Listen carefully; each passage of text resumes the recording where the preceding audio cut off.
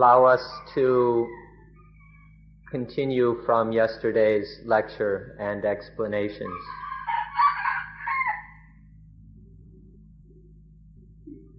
Yesterday we spoke of the dharmic life, the life which is not composed or not based in atta, self.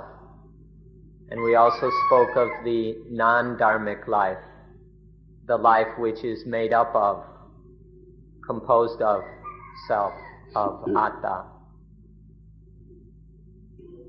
Today, to investigate this further, we'd like to talk about the dhatus, or natural elements. This is the teaching of no man, or the teaching of no person.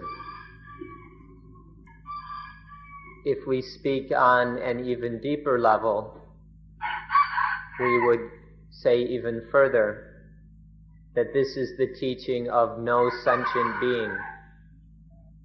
This is the teaching that there is no sattva, no sentient being, or no person, no individual.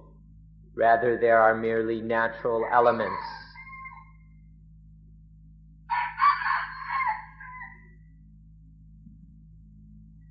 If you think this is something strange and that it's not very interesting, then you won't pay much attention, you won't listen very well, and you won't be able to understand.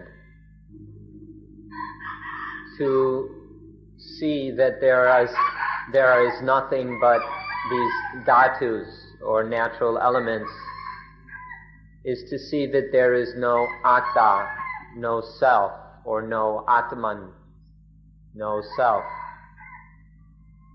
But there are merely these natural elements, and they are anatta, or not self.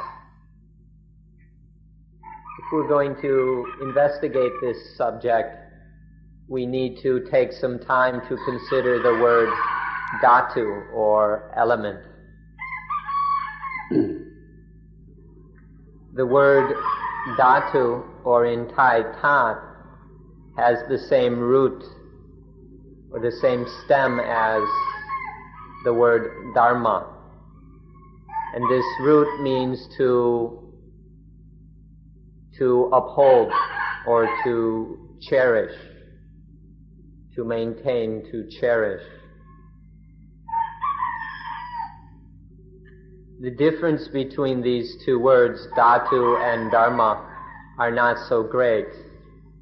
But the basic difference is that dhatu is something that upholds itself, whereas dhamma not only upholds itself, but it upholds anyone who practices the dhamma.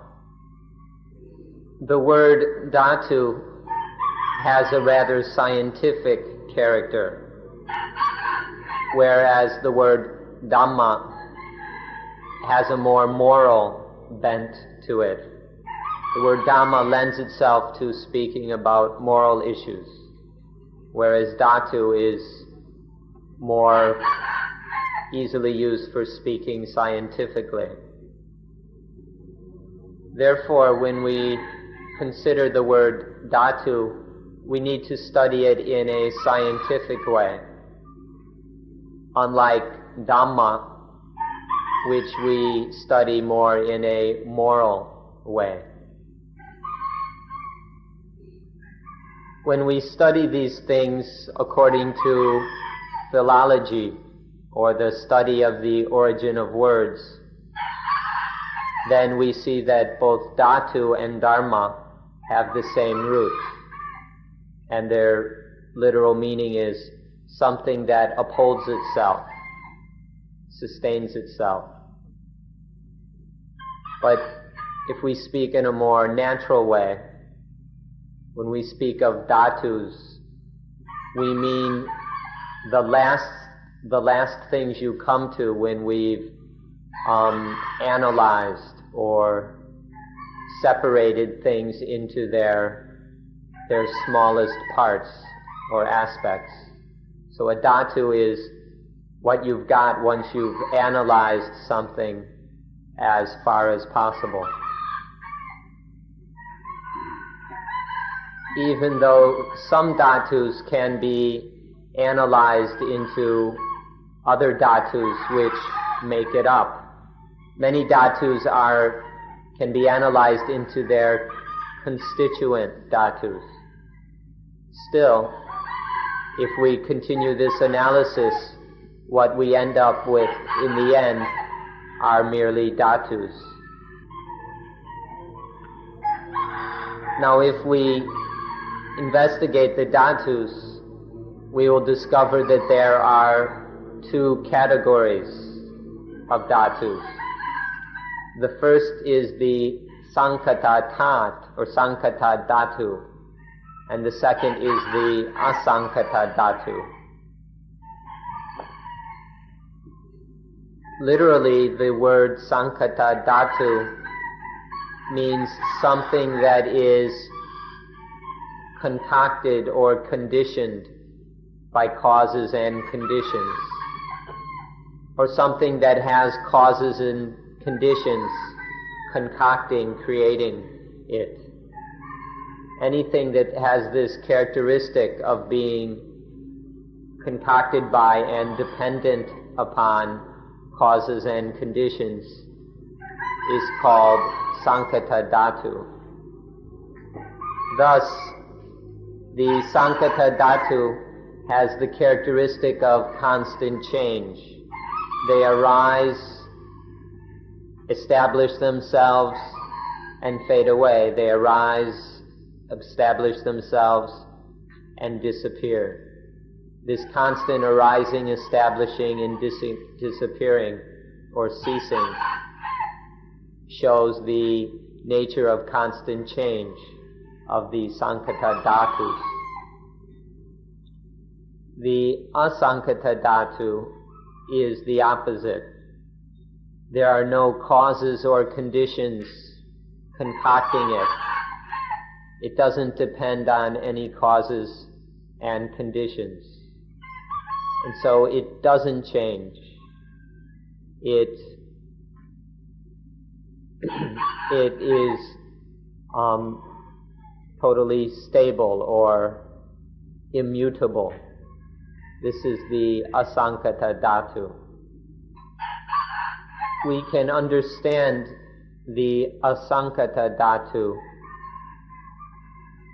by its being the opposite of that which changes, which arises and passes away.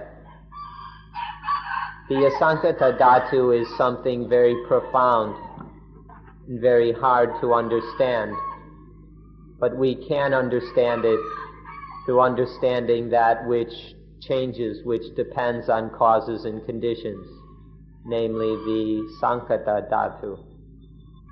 To understand these two words, we can borrow some terms from psychology. There is the term phenomenon, which refers to the objects of experience which arise and cease. Anything that arises due to causes and conditions and then ceases, things which have the nature of change and impermanence, are called phenomenon. And then there's that which is the total opposite of phenomenon, that which doesn't arise or cease, which doesn't depend on anything. This is called the noumena. The word phenomenon is plural. Phenomenon are endless, countless, infinite. But noumena is singular. These two terms will help us quite a bit to understand the meanings of Sankata Dhatu and Asankata Dhatu. Another way of looking at these terms that will help you to understand them is to understand that the Sankata Dhatu has the characteristic or nature of being Sankhara. Sankhara means making together or fabricating, putting things together to get something new. This is Sankhara, which we translate as concocting. So the Sankata Dhatu has the nature of concocting, of constant change and concoction. As for the Asankata Dhatu, it has the nature of Visankhara. Visankhara is the opposite of Sankhara. It means non-concocting, no concocting. There's nothing being fabricated, produced, or anything like that. So the Asankata Dhatu is Visankhara, unconcocted, non-concocting. There are two words that will help us to understand the Asankata Dhatu. These words will be very difficult to understand, so please listen carefully. And if you pay proper attention, you should be able to understand them. The first term is Nibbana Dhatu. Nibbana Dhatu. This Dhatu is the Dhatu or natural element which quenches all sankharas. All the changing, impermanent things are quenched in Nibbana Dhatu, the element which quenches all other elements. The second term is Sunyata Dhatu. Sunyata Dhatu. This element in this element there is no concoction. Nothing is concocted by it. And so it is void and free. This is the Dhatu of voidness, freedom from all concocting and concoction. We call it Sunyata Dhatu. Sunyata Dhatu. A third term is Satya Dhatu, the Dhatu of truth. When we speak of the Dhatu of truth, we mean the law which is unchanging, which is fixed. If it still changes, if it's not fixed, then it's not really true. It can't really be called a law. We can only call something a law if it's truly unchanging and eternal. So another name for what we're speaking of is the Satya Dhatu, the natural element of truth, that which is free and independent within itself, depending on nothing else, and therefore never changing. Each of these two kinds of dhatus has their own essence. The essence of Sankata Dhatu is that of change, of flux. Their nature is one of change. The essence of Asankata Dhatu is the opposite. It never changes. It's unchanging, immutable. This is the unchanging essence of Asankata Dhatu. Another way of comparing the two is in terms of quantity. When speaking of quantity, the Asankata Dhatu are countless, infinite. There are so many that we could never count them. But the Asankata Dhatu is singular, unique. There's only one. Just as when we spoke of phenomenon, which are countless, innumerable, and the noumena, which is singular. When an ordinary person speaks, they say that there are some things which are dhatus or elements, and there are other things which are not dhatus, which are not elements. In ordinary scientific language, there are the things which are considered elements and things which are not considered elements. But in Dhamma language, in the language of supreme meaning, of the highest, most profound meaning, then we say that there is nothing which is not dhatus. There isn't anything which is not a dhatu in some form. In the Dhamma language, everything, without even one exception, are dhatus. In modern science, they speak of elements, but when they speak of the mind, they don't consider it to be an element or dhatu. But in Dhamma, or in Buddhism, even the mind is a dhatu, made up of dhatus. In Buddhism, all things are considered to be dhatus.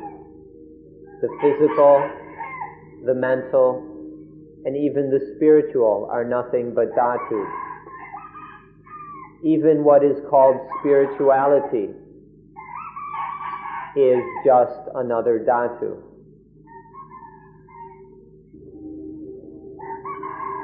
In Dhamma language, there are some dhatus which are on their own or unmixed with others. And there are other dhatus which are mixed together with other dhatus. In ordinary science, they speak only of elements when you've broken things down to their smallest bits and pieces,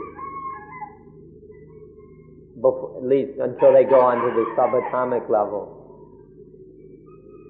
But once you put them together, if you put different elements together, they no longer call it a dhatu. They call it a molecule, or on another level, an alloy. But in Dhamma language, whether it's a dhatu by itself or many dhatus mixed together, even those mixed together dhatus, it's still considered to be a dhatu. Take, for example, water. In the language of Buddhism, the water is made up of hydrogen and oxygen. The hydrogen is a dhatu. The oxygen is a dhatu. And when the hydrogen and oxygen are combined to make water, that is a dhatu. You can call it the water element. And so no matter how many dhatus we put together, all we get is another dhatu. This is how we speak in Buddhism. And so one needs to be careful not to get confused by the terminology.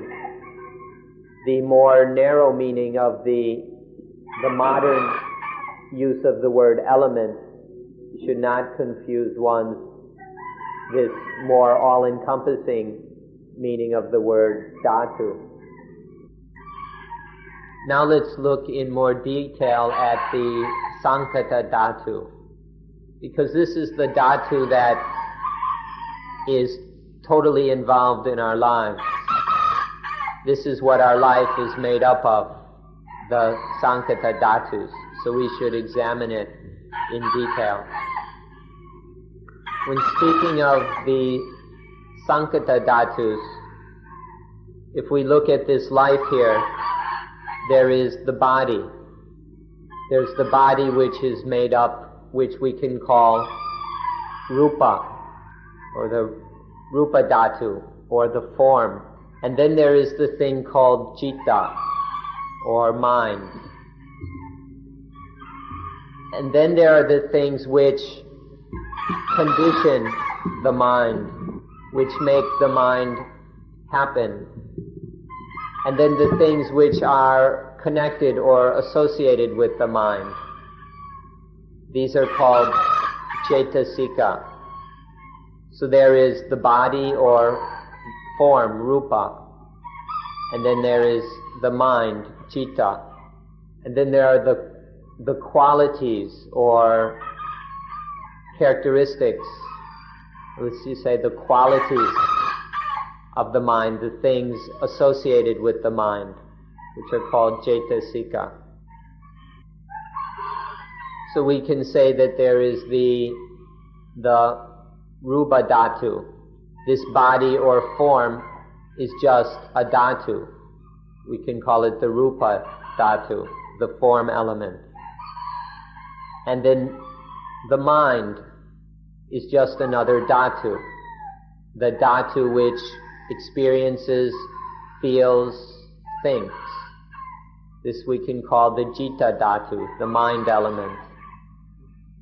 And then there are the things which the mind thinks, feels, experiences. All the things connected and associated with the mind. And these are called the cetasika dhatu. So in this life, there are these three dhatus. The form dhatu, the mind dhatu, and the mental factors dhatu. This way of speaking, nobody has said before. We haven't come across others saying this. But to say that this life is made up of these three dhatus is totally in line with nature.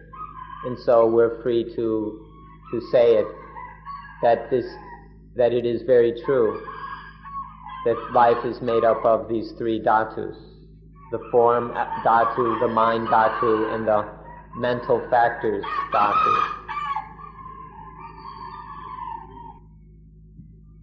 Then there is one more very special dhatu called the asankata dhatu, or the nibbana dhatu. This is the dhatu which is the quenching point where all other dhatus cease. All the sankata dhatus just mentioned are quenched in the nibbana dhatu. This kind of dhatu is much different than the ordinary dhatus. So it's a whole different kind of dhatu. The dhatu in which all other elements are quenched or extinguished.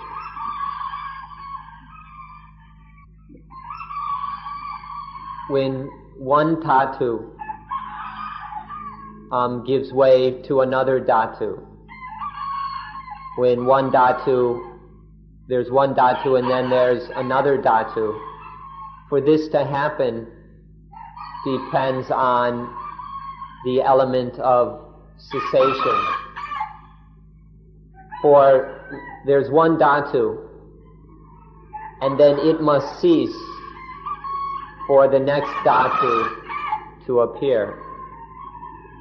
This dhatu which is the cessation of the ordinary dhatus is called nirota dhatu, the element of cessation.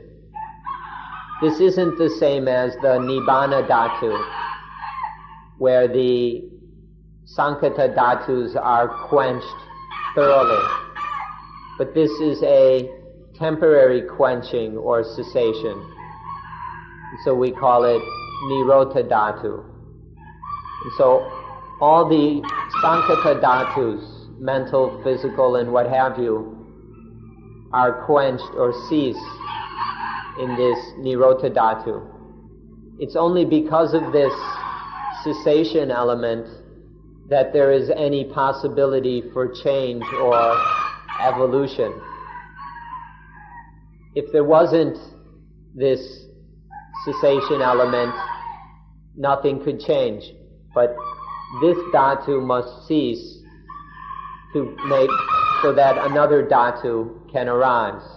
The transformation from this dhatu into that dhatu only happens because of the nirota dhatu, or the element of cessation.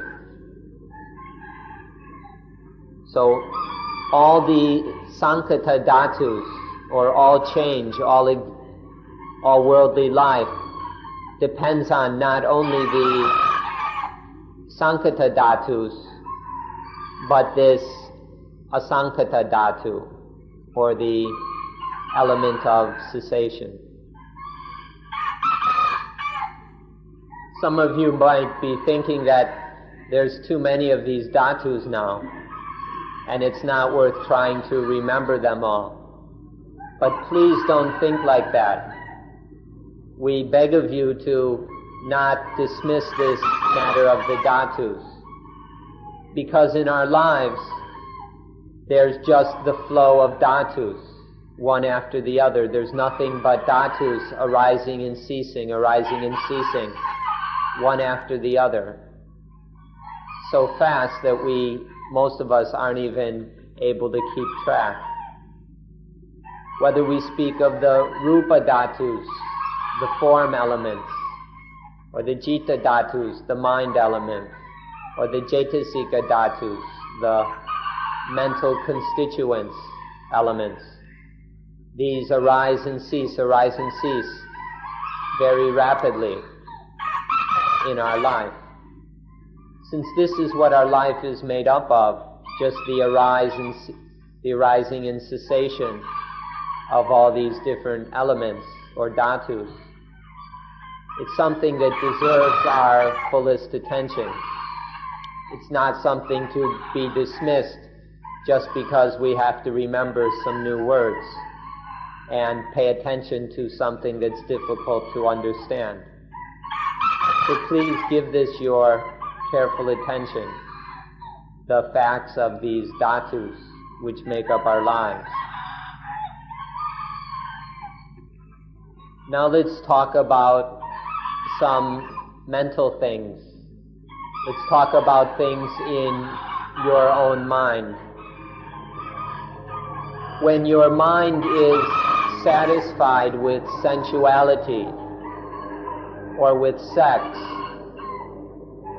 when there's this satisfaction with sexuality, that is called kama dhatu or kama dhatu.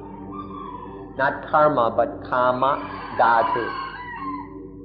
When this element of sexuality, and in such moments, this kama dhatu dominates your mind. Your mind is taken over by this element of sexuality, and the mind is under its power. Even sex and sexuality is just another dhatu.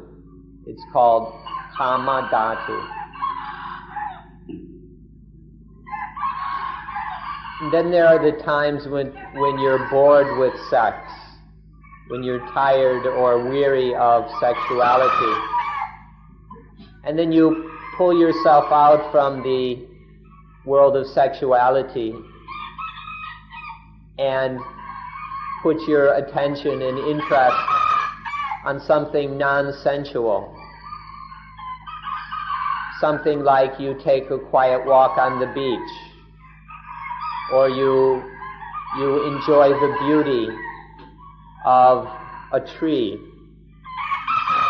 where your mind is then concerned with something material, but it's no longer sensual or sexual. This is called rupa dhatu, the material elements or the form elements. In moments like this, when you're enjoying a sunrise or sunset, and the mind is still concerned with the material world, but is not being sensual about it, this is when your mind is made up by the form elements. Your mind is dominated by the form elements. This is when your mind is under the power of the Rupa Dhatu. Sometimes even the Rupa Dhatu is too much for us. We've had enough of it. It's too much trouble. It's too busy. And then those are moments when we don't want to have anything to do with anything. We don't want to mess around with anything. And when the mind can leave alone not only the Kama Dhatu, but also the Rupa Dhatu, so that there's nothing in the mind, no thoughts or nothing like that. This is a dhatu. Now this is very hard to do. Sometimes it can be done using very deep concentration, when the mind can absorb totally in nothingness. And this, when the mind is full of nothing, this experience of nothingness, this is still just a dhatu. It's called the arupa dhatu, the immaterial or the formless element. So even that which has no form, which has nothing tangible or material about it, even that is an element. This is very hard to experience, but there are times when the mind doesn't want to have anything to do with the sensual and material worlds. And when it leaves those dhatus alone, and then there's just the dhatu of nothingness, this is when the mind is dominated or taken over by the arupa dhatu, the formless element. Now don't mistake this for the nibbana dhatu or asankata dhatu. This formless element, although there's nothing disturbing or troubling the mind, it's not the same as nibbana dhatu. In ordinary life, most of the time is spent with our minds dominated by the kama dhatu. Most of our ordinary life is dominated by sex and sensuality. Our mind is taken over by this very low level of existence. The mind is under the power of the kama dhatu. But there are times when one becomes tired of that because it's so troublesome. When one is weary of the trouble of the kama dhatu, then one can get free of it. And then one's mind rests in the rupa dhatu. For example, you might garden or collect stamps or go mountain climbing or some kind of artistic expression or crafts. Still dealing with material things, but in a non-sensual way. This is then, the mind is now under the power of the rupa dhatu. You have to go against the mind's tendency to do this. It takes effort to get free of the element of sensuality in order to associate with the form element.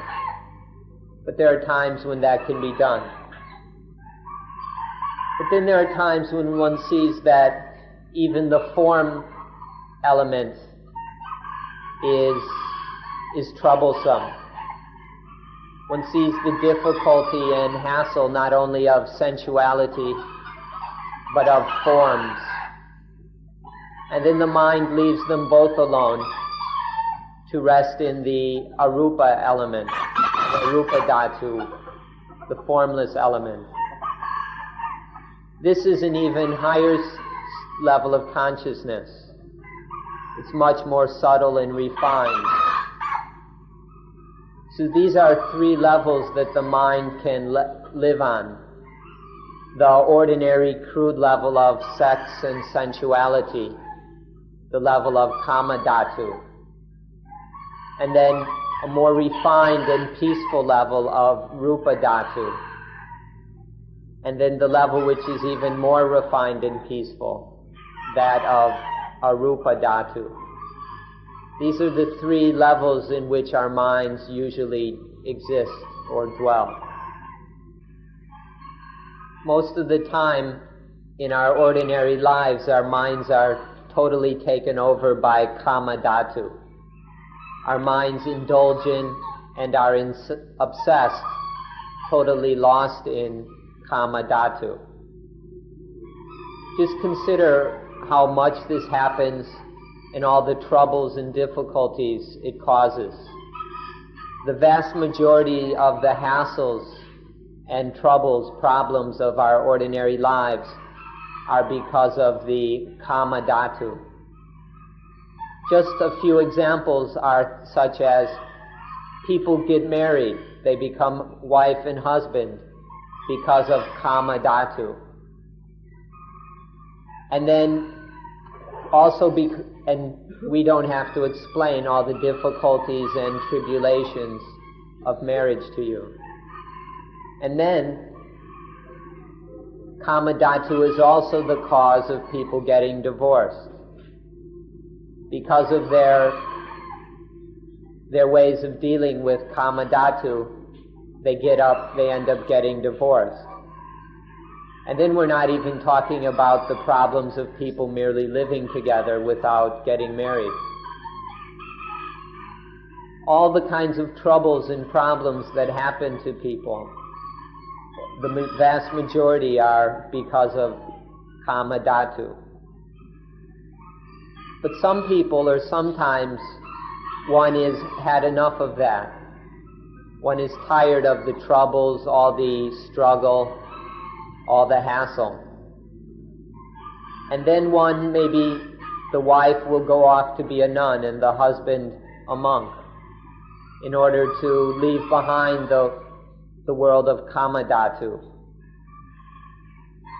And then if they do it properly, they live much more on the level of rupa dhatu, where they can leave alone sensuality and sex. And then the mind is on a finer material level, that of rupa dhatu. And then those who are really good at it, those who are really skillful, can leave behind even rupa dhatu and live with arupa dhatu. For example, those whose mind is always on God, the person who thinks of nothing but God, this is to dwell in the arupa dhatu. So these are the three elements of our lives. The very troublesome one of kama dhatu, the less troublesome one of rupa dhatu, and the very refined element of arupa dhatu. I'd like to advise you to try out a new sport, to play this sport the way people are playing all the different sports in the world. This sport, let your mind be with the kama dhatu for a while. Let the mind dwell in the kama dhatu, under the power of the kama dhatu, and see what that is like, how it dominates the mind and all the rest. And then, on the next level, leave alone the kama dhatu. Raise up the mind a bit so it's no longer feeling any sexual connections with things.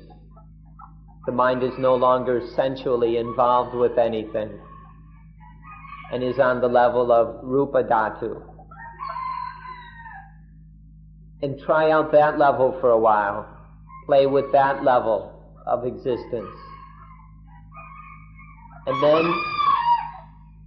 then move to the next level where the mind has no feelings of, no sexual feelings and no material feelings. There's just pure mind or pure consciousness. And experience that for a while. This later one is very difficult, but we encourage you to give it a try. Try out this new sport of investigating or experiencing Kama Dhatu, then moving up to Rupa Dhatu, and then lastly Arupa Dhatu. Now please don't understand these principles and make even more trouble for yourself.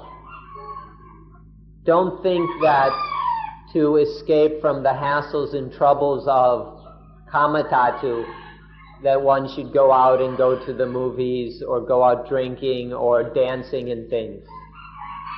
This is not what we're suggesting. We're not saying that one should escape from the difficulties of Kama Dhatu by getting into even more troublesome and harmful things. Instead of lowering the mind into even cruder levels of Kama, or dealing with material things which are even more troublesome, one organizes life in an orderly way so that things fit together and go smooth and aren't all complicated and troublesome. So don't try to escape the problems of the element of sexuality by doing even cruder things, but learn how to raise the mind up to a more refined, more peaceful level of Rupa Dhatu. And if you can do it, try to raise it up to the level even of Arupa Dhatu. If you can do this in an orderly, balanced, peaceful way, it will be very useful for your life. When one is tired and worn out with Kama Dhatu, and then one deals with that by going to sleep. To sleep is not Kama Dhatu. It's not a sensual matter. And it's not even really Rupa Dhatu. But when one sleeps and one finds some peace and happiness in sleeping, this should be considered Arupa Dhatu, the formless element, although on a rather crude, low level of the formless element. We just bring up this point to illustrate that one has to put the different elements in their place. One has to arrange the elements in one's life so that they're in proper proportion and balance. If we can do that, then our life goes quite smoothly and there aren't unnecessary hassles and troubles when there's a proper balance among Kama Dhatu, Rupa Dhatu, and Arupa Dhatu. But if we can't do this, if these dhatus are a mess, if we haven't got them arranged in an orderly fashion, then we won't have really discovered the potential in life. We'll just keep making more and more trouble for ourselves. Life will be full of unnecessary hassles if we're not able to understand and properly arrange these three dhatus. you should know further that even happiness is a dhatu. The thing we call sukha, happiness or joy, is just another dhatu. And then even dukkha, pain, is a dhatu. And then the feeling that is neither pleasant nor painful, which we call adukkama sukha, this too is a dhatu. Both happiness, pain, and the feelings that can't be distinguished, whether they're the feelings that we're uncertain whether it's pleasant or painful. All three of these are just dhatus. The sukha dhatu, or happiness element, disturbs the mind in one way. The dukkha dhatu, or pain element, disturbs the mind in another and creates dukkha in the mind. And then the element which is neither pleasant nor painful, that still disturbs the mind because one's uncertain what's going on. There's still a kind of feeling disturbing the mind. So, although this may seem like even more things to remember, you should know that happiness, pain, and that uncertain feeling, that all of these are still dhatus. Modern science, the kind of science you study in the schools and universities, probably won't accept that happiness and pain are elements. But in Buddhist science, or the science of awakening, happiness and pain, like everything else, are merely dhatus, or natural elements. Because modern science is solely interested in material things, it doesn't recognize that things like pleasure and pain are just other dhatus, just natural elements. So if we wish to have a real understanding of life, we must go beyond the limits of modern material science and take an interest in Buddhist science, which studies all the dhatus, not just the material elements.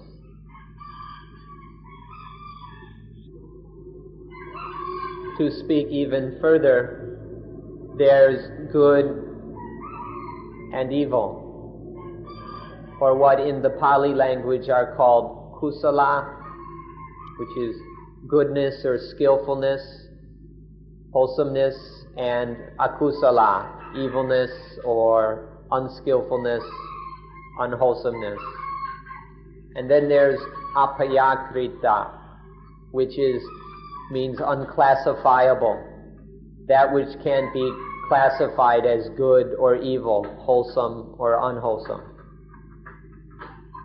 Don't be surprised to hear that even these three are elements, the kusala dhatu, akusala dhatu, and apayagrita dhatu. These are all dhatus.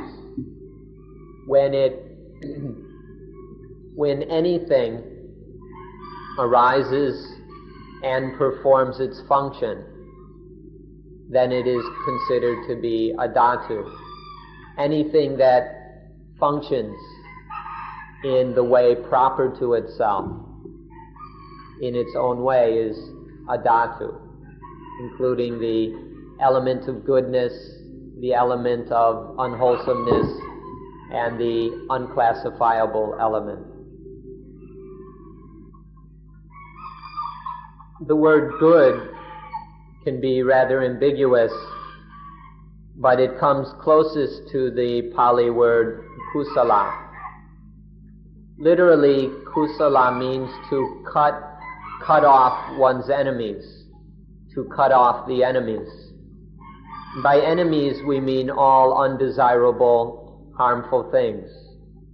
All the low destructive, undesirable things are what we mean by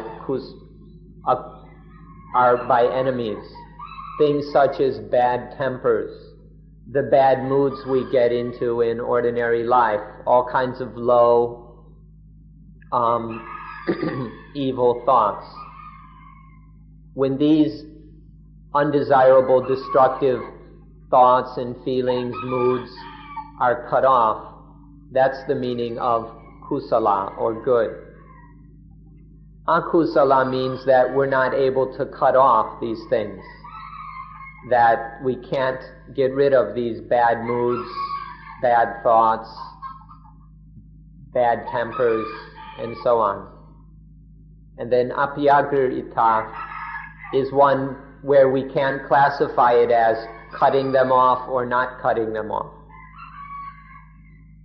Even these are dhatus. When we can cut off, get rid of all the lowly, undesirable, destructive things, so the mind doesn't exist on a low, harmful level. That's the meaning of kusala. When the mind is still caught up in low, unseemly, undesirable, harmful things, that's the meaning of akusala. And when it's all vague and uncertain, where one can't establish it as either kusala or akusala, that's called apiyagrita. So whether we call them good, bad, and neutral, or kusala, akusala, and apiyagrita, these three things are merely elements, merely natural dhatus. And now we'll come to some very silly dhatus, quite humorous dhatus. The masculinity dhatu and the femininity dhatu.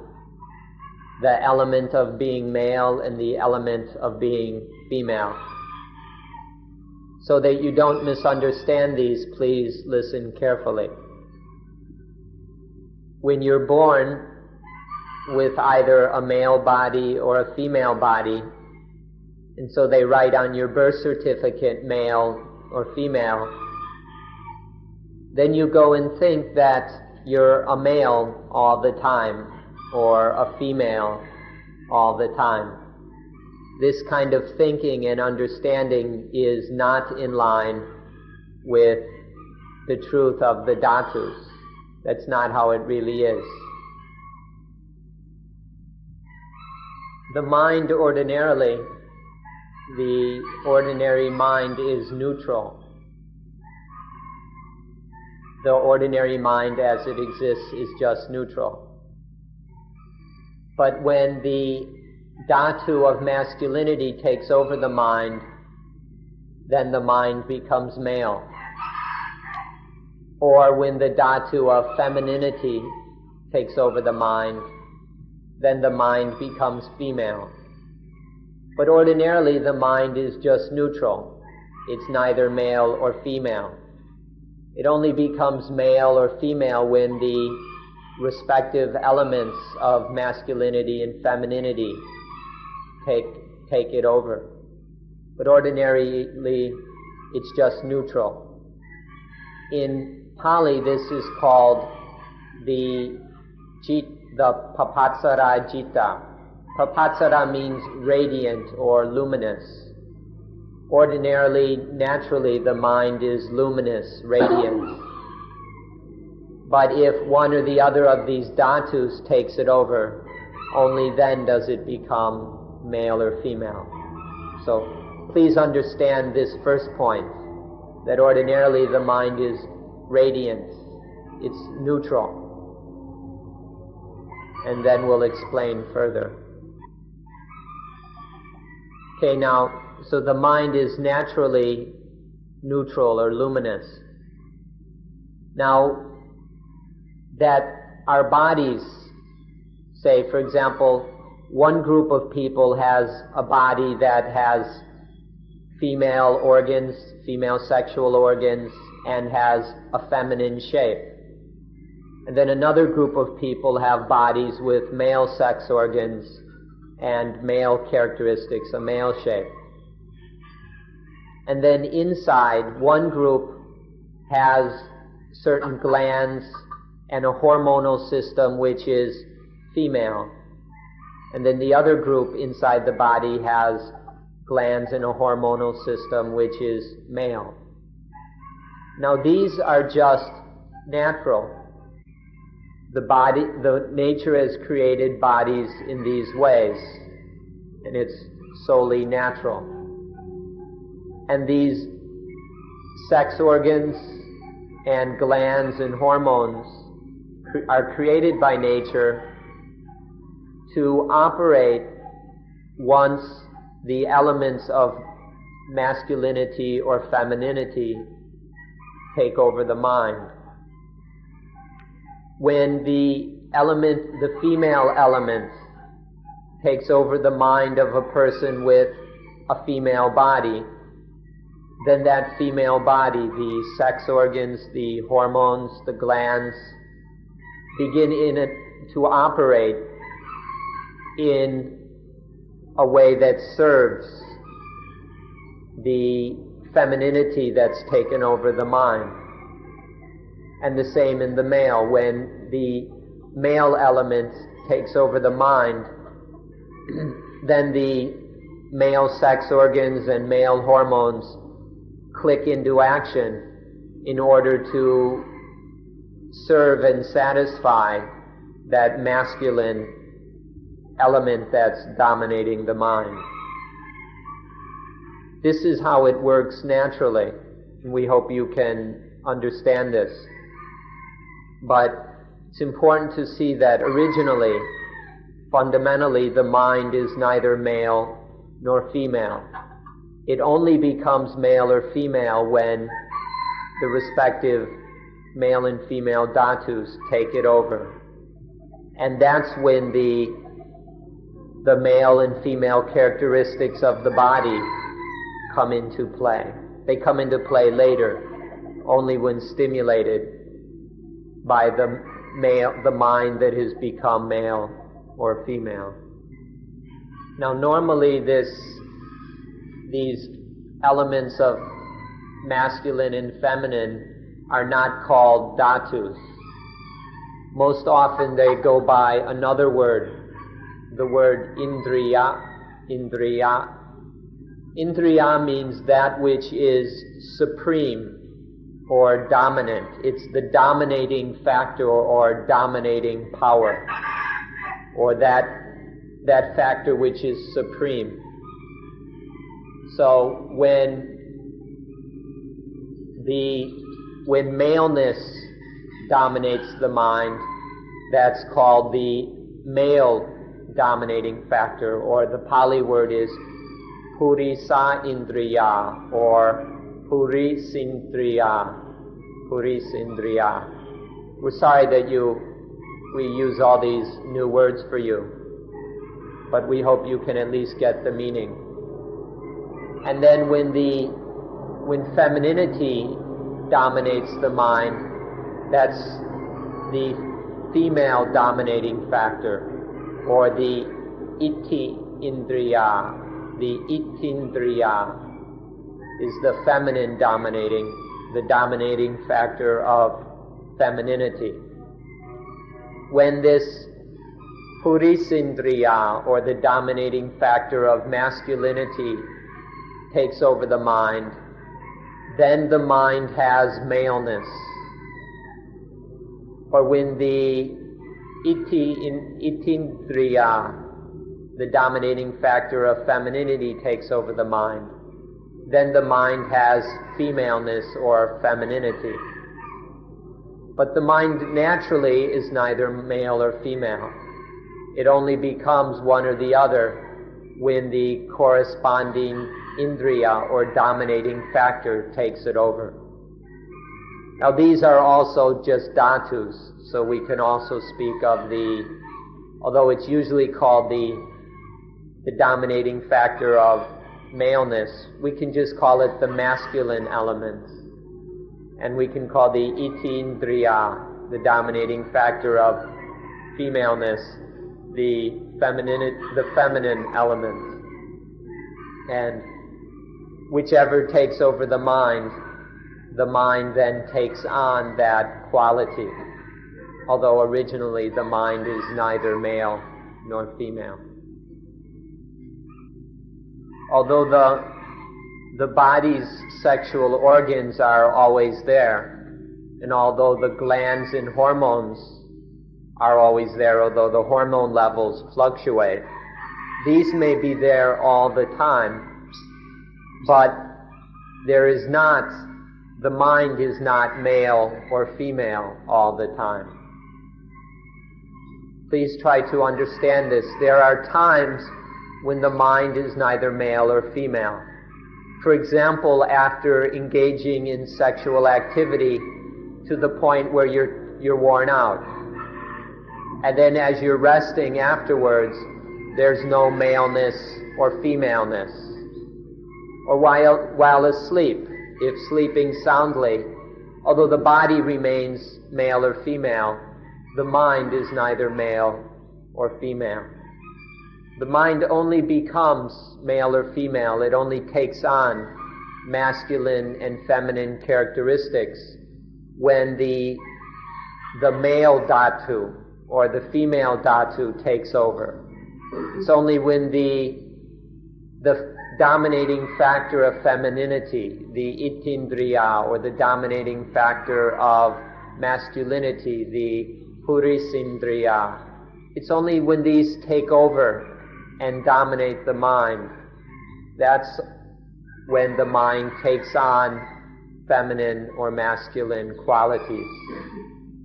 So please pay careful attention to this. Notice the many times in life when the mind is neither male or female. If you can understand this properly, then you will be able to manage this business of male and female properly.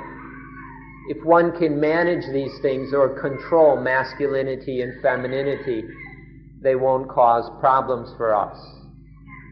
If we can understand that the mind is not inherently male or female, if we can really understand this, then we can control masculinity and femininity, and it won't create any more problems or any more dukkha for us.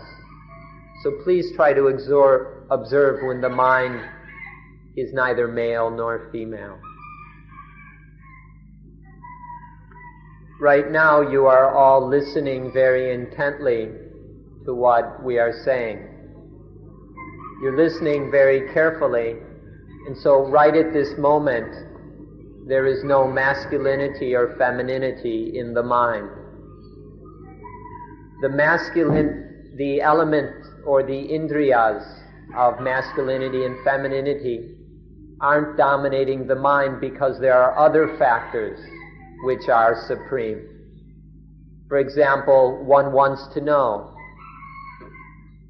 so one is listening, or one wants to understand, or at least there is sattva, trust, confidence. Because some other factor is dominant and the mind is trying its best to listen, there is no space for the femininity or masculinity elements to take over the mind. And so the mind is neither male or female. It doesn't have male and female characteristics. The sex organs may still be there. The glands and the hormones may still be there. The physical apparatus of male and female may be there. But the mind is neither male nor female. It only becomes male or female when the element or indriya, the dominating factor, takes over. So please try to understand this, not just intellectually, but also by observing the reality of it in life.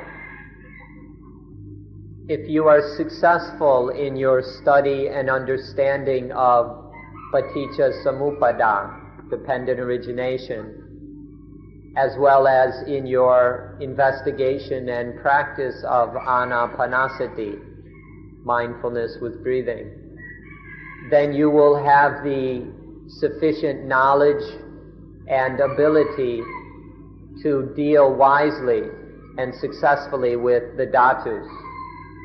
If you truly understand dependent origination and have thoroughly practiced mindfulness with breathing, then you will be able to manage and control all the dhatus. None of the dhatus, including those of masculinity and femininity, will pose any problems for you anymore. None of the dhatus will create any trouble or dukkha. So we wish you success in your study of dependent origination and your practice of mindfulness with breathing. Please give it your best, and we wish you success. All of our explanation can be summarized in a few short words. When you thoroughly understand the dhatus, then there will not remain any more feelings or thoughts of atta, self, or atman. And then you won't have any more problems in life. When you really understand the dhatus, you won't feel that there is a atta or self, and your problems will end. So finally, thank you for being very good listeners. So please take the things which have been discussed and think them over, reflect upon them, investigate them to deepen your understanding of what we've been discussing as well as life. And then we hope that you are successful in practicing. So we hope that you will be very successful and will continue with your practice. There are some more things to talk about, which we will talk about at a later time. But for now, this is enough. Thank you for being good listeners.